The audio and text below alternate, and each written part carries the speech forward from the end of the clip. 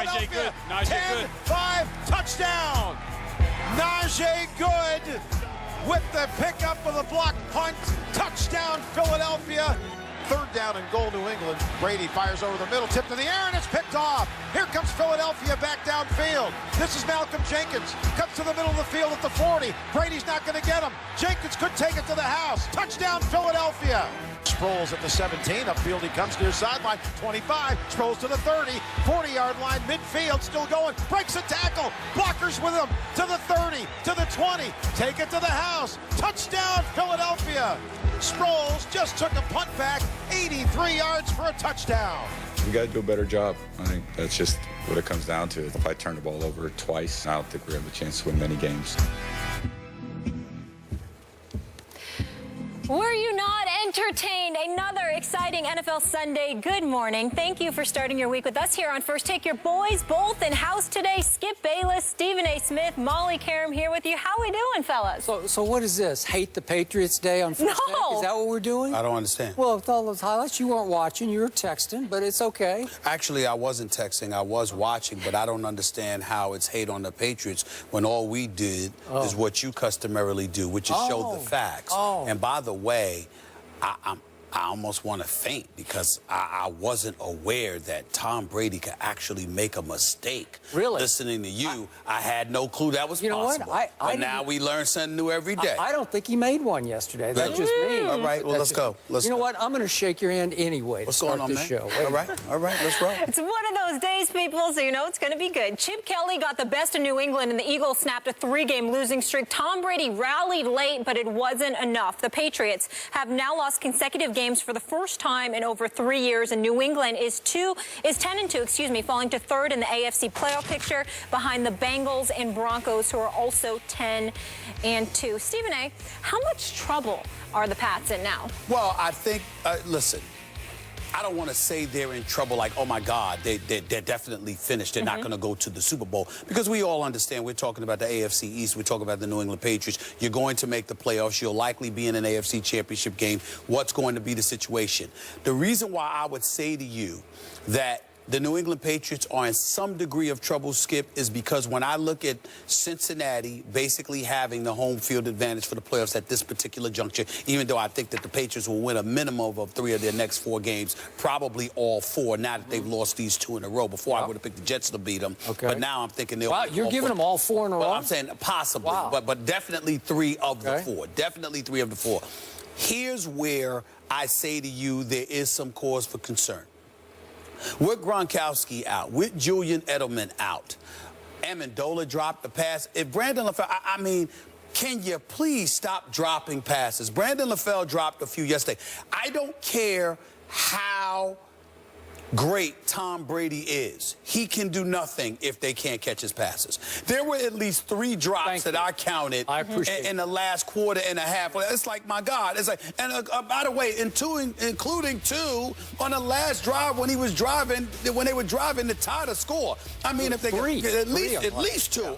I might have missed one because I might have got up, went to get my ginger ale and some chips while I was sitting with the crew. But I'm just telling you. With that ginger ale. I know that, but the ginger ale soothes my stomach. Settles my stomach. But I got to tell you, you needed it after the Giants game. I totally did. He's right. No, you're right. You're right. And we'll get to that. All right. You're right. We don't have to. But I look at New England, and I just sat up there and I said, how in God's name is Tom Brady supposed to do anything with this? If you can't catch passes, what else did it do? Now, we all know that somebody going to get fired today because they messed up in special team. 3 non-offensive touchdowns, the block punt, the interception return, the punt return. I'm telling you something right now.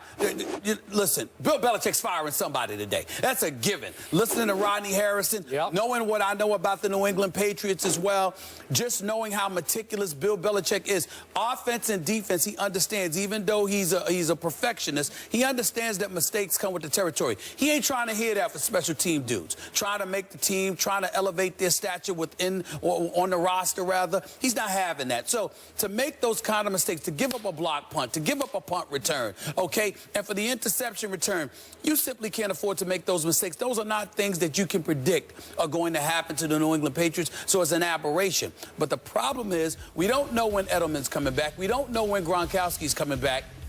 And if the road to the Super Bowl has to go through Cincinnati, and both of those guys are not healthy for you, healthy enough to play in those games. I mean, if they play, I think they'd beat Cincinnati even at Cincinnati. Okay. But if they're not playing, and I got to rely on the dudes that I saw yesterday, New England, we have a problem. So in that regard, I would say to you, they're in some degree of trouble, but it's only because I'm questioning whether or not those guys are going to be back ready to go come playoff time. It's not because of anything else. It's because, are those guys going to be ready? Because if I got to rely on Brandon LaFell, I mean, him and Ted Ginn Jr., I just don't understand how y'all are NFL players and you could drop. How could you look your quarterbacks in the face when you drop as many passes as these two guys drop? It's unconscionable. So I just look at it from that perspective, and I say that is why I look at New England and I have some questions as to whether or not they're going to be able to weather the storm, only due to health, nothing else. Okay.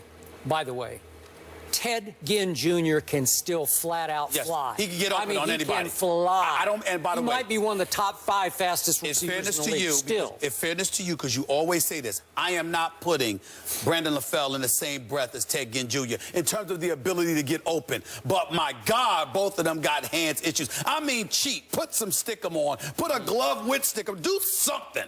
Anything to catch the damn ball. I'll take the dude who can run and drop passes versus the dude who can't run and drop passes. Who is Brandon LaFell? That's fair. And by the way, I wanted to cut Brandon LaFell after this game yesterday, but I can't because he's all I got. He's Brady's go-to. He's all he's got right now.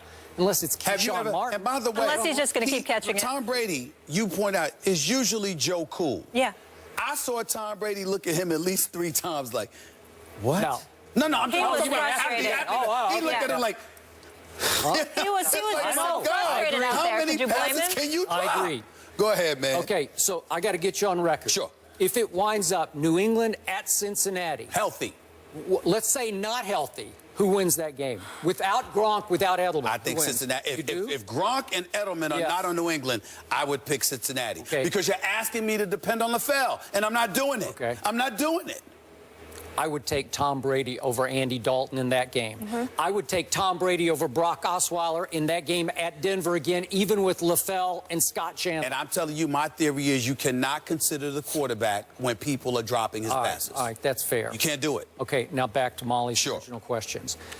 I believe my Patriots, or at least I'm a Brady fan. I'm not as much Patriots as I'm Brady. But I believe Tom Brady's Patriots are in a little trouble, but not a lot. Okay. Obviously, yesterday was a shocking stinker. But you know what? I like the way it started, 14-0 Patriots. And I actually, and it was a shock to me, I like the way it finished. Because Tom Brady did not give up. I wrote that game off. I thought that was going to be a debacle on the order of 45-14 at Kansas City on Monday Night Football. Remember when they fell to 2-2 last year? And I never love it when a team stinks it up in December, because this is when you should be taking shake for liftoff here, where you're coming together and starting to get on a Super Bowl roll. So I don't love that. But I did love the way the Patriots did not quit in that game. And remember, in the end, Tom Brady had a real shot in that game. And we had not 1 or 2 or 3. We had 3 drop passes. And if we could see those real quick at the end of this game, on first down, LaFell runs a fly pattern, and I don't know what happened. Halfway through it, he sort of slowed up for a second. And I'm saying, here it is. Brady throws it right where he should have been. He stopped just for a second. Yes, he did. He had a step. And again, lost the ball. It looks like when Brady let it go, I thought, wait a second, it's going to be a tie game. Nope, it's not a tie game. Then LaFell drops a slant right over the middle that I think he could have gone a little farther with. And then Amendola in the flat, who did not look 100% to me yesterday, he drops one right there, a little high, but right there over his head. But the one in the flat that LaFell dropped was the most egregious. It was terrible. I mean, because he could have scampered. And then, once again, Brady clutches up on the last play of the game and hits Keyshawn Martin over the middle, and he can't hang on to it. Well, I don't know. It felt like Brady was ready to do it again, and he had no help. He had zero help. Well, that's what I'm saying. He had zero protection. Okay, now back to this football game. Okay. To me, this was a fluky, funky debacle, the kind that you write off because of all the reasons you just said. If you're going to hand a visiting team, even one that had been so pathetic for the last 3 weeks, giving up in the last 2 weeks, 45, 5 touchdown passes. If you're going to give them a block punt touchdown, and then you're going to give them an 83-yard punt return touchdown, and then you're going to give them what I thought was an unlucky pick six because Brady tried to force it into a tight window to Amendola. Walter Thurman comes from the offside and ticks it, just tipped it up, and it goes right to Byron Maxwell, and he's looking around like, wait a second, nobody's home. And I'm running, and I'm running, and I'm running. I thought he went 100 yards. They said it was 99. But it's just fluky. It's just one of those things. You're going to have one of those during a season. If you get all three of those things together in one game, you're going to lose at home. They gave up 35 unanswered points. I have no idea how they got back into that game, but they did. Well, how about Zach Ertz not holding on to the onside kick? Yeah. I mean, after they scored a touchdown, he botches the onside kick. New England gets the ball back. But in the end, again, what it comes down to, whether it's Amendola, whether it's LaFell, whether it doesn't matter. If guys ain't catching the ball, Skip, you know that's fluky. And by the way, who assumes that the New England Patriots are ever going to find themselves in a position where they surrender 35 unanswered? It's just... who assumes that? It's just and have Sam Bradford looking like he can quarterback. I mean, come on. Although, did he? Because, remember, the total yards in the game were 427 for New England and 248 for Bradford's offense. Well, that was a big-time that was a big-time pass to Jordan Matthews for that first down to seal the deal. I agree. No, that was to Riley Cooper. No, it was right. Well, I thought it was... Which one? The late one? Jordan Matthews, but the late one was to Riley Cooper. Okay, and by the way, I got to give Riley... I'm hard on Riley Cooper on the show for other reasons. He showed up. Listen, on the second onside kick, which I would not have done, I'm not Bill Belichick, I'm not, he's the greatest, but the second, why do you onside kick a second time with 3 minutes left in the game? And they had Ebner do the sort of reverse onside, and Riley Cooper goes up and knocks it out of bounds because I think a Patriot might have caught it near the sideline. Smart play on the spot. Smart play on the spot. So in the end, to me, I'm going to write this one off. I still say I expect Gronkowski to come back relatively healthy in a week or two. I won't be shocked if he plays at Texans next Sunday night. 2 weeks maybe for Tennessee, 2 weeks, somewhere in there. And if he comes back relatively healthy, I think they can win the Super Bowl still. But the question that I have for you, Skip, is this. Should Belichick not have the Popovich, not exercise or employ the Popovich theory so far? Don't care about the regular season. You know, we're going to win with or without these guys. We can win at least 2 more of these games. We're going to lock up a top 2 seed in the AFC. If we pull that off, isn't it more important to have Gronkowski completely healthy than to rush him back to ensure that you got home field advantage for Foxborough? If it were Andy Dalton or somebody and I'm Marvin Lewis, then I make the call to do everything that I can to get home field advantage. But if I've got Tom Brady and this experienced bunch, why would I prioritize? You could be right. The New England Patriots getting the #1 seed in the AFC when my priority should be getting Julian Edelman and Rob Gronkowski completely healthy and ready to go come playoff time. You could be right about that, except, would I prefer to see them in Foxborough for all the way through? Sure, I would. But again... Why? I mean, why does it matter to you? I've seen that, unless you want to point to the AFC against Denver a few years ago. I've seen the Patriots go on the road and win. I know, but if it were still Peyton Manning, I would be fearful of Peyton Manning's Denver. I'm not that fearful of Brock Osweiler's. And in the bigger picture, if it were anybody like Andy Dalton in the playoffs, with all that pressure on him at home, I still like Tom Brady in that game. So I'm kind of with where you're going. The team that scares me the most right now is your Pittsburgh Steelers. You should be scared of that. Is an explosive offense. The thing about it, let me tell you real quickly about the Pittsburgh Steelers. What I love about them offensively is that they have the kind of high-powered offense that can, A, simply outscore you a la Dan Fouts, Kellen Winslow, Charlie Joyner, Chuck Muncie from those days in the 80s when they had Air Coryell, or the Greatest Show on Turf with Mike Martin, Vermeil, and those boys. You could either have that and that kind of impact, or it can be that their offense is so high-powered that it demoralizes you because offensively it applies more pressure to you because you know you have to score because you simply can't stop them. But I have no faith in the Pittsburgh Steelers secondary at all. I've got faith in their front seven. I'm with you on that. I have no faith in their secondary. You can throw the football on them. About the best thing you could say about the Steelers secondary is that they are not the pathetic, hapless New York Giants. No, I agree with you. So it could come full circle. What goes around could come back around. Opening night, remember this, at Foxborough, Big Ben's Pittsburgh Steelers. Brady just went off on them, but it was still fairly close. It wound up, I think, 28-21. 28-21. Yeah. I would say this. I have no faith in the Steelers if they go to Foxborough. I got a lot more faith in them if they're at Heinz Field. Well, in Pittsburgh. The Patriots need to make sure that doesn't happen. Right.